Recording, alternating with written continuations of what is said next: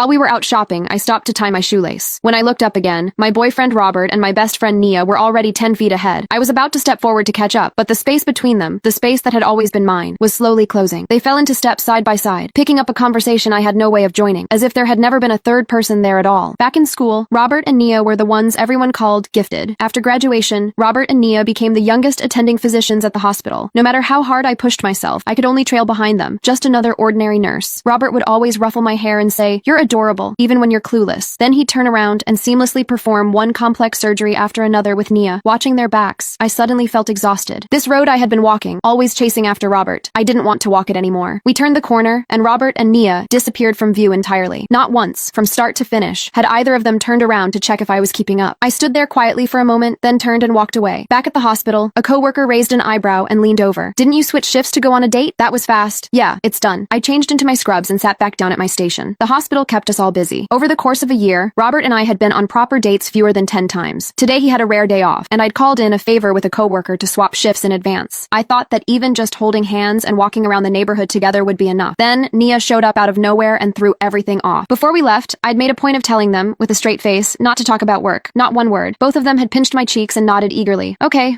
we get it. But halfway through dinner, someone brought it up, and before long the two of them were going back and forth about patient cases. I sat there beside them, pushing rice around my plate. I don't even remember when the check was paid. Then the landline at the nurse's station rang, snapping me back. My coworker had already picked up. A car accident up north. Several people were being rushed into the ER. I was about to text Robert when a message from him came through first. Patient came in. Nia and I are heading back to the hospital. I turned the screen off and sat there, blank. He still hadn't asked, not even once, where I had gone. After my last procedure of the day, I ran into Robert in the hallway. He looked worn out. I kept my eyes straight ahead and didn't fall into my usual habit of fussing over him. But the moment we crossed paths, he caught my wrist. He buried his face in the curve of my neck, a habit of his. "What's wrong? Don't recognize your own boyfriend?" Every time he came home after a long shift, he'd do this. Said it was how he recharged. My mind told me to pull away, but there was a dull ache spreading through my chest that I couldn't explain. It had taken me 3 years to go from quietly loving Robert to actually standing by his side. The day we got together, someone in our cohort immediately started a side bet on how long we'd last, because honestly, the gap between us was hard to ignore. Robert had been at the top of his class every single year. Me? Since elementary school, I'd had teachers point fingers in my face and call me stupid. The one who'd stepped in front of me with open arms back then was Nia. I knew I wasn't the smart one. I always needed Robert's patience and Nia's encouragement just to keep going, so even though I had made up my mind, the moment he leaned in close, all that resentment I had been holding on to began quietly dissolving. We sat together in an empty stairwell. It was a rare moment alone. In the silence, Robert finally spoke. "Maya? Yeah? Can you try to act a little more mature from now on?" I blinked, caught off guard. After a long pause, I slowly turned to look at him. "What?" His eyes were closed. His voice was flat. "The way you talk about the weather. This afternoon you disappeared without saying a word. You had Nia and me worried sick. We both finally had a day off. Even if you don't care about me, you could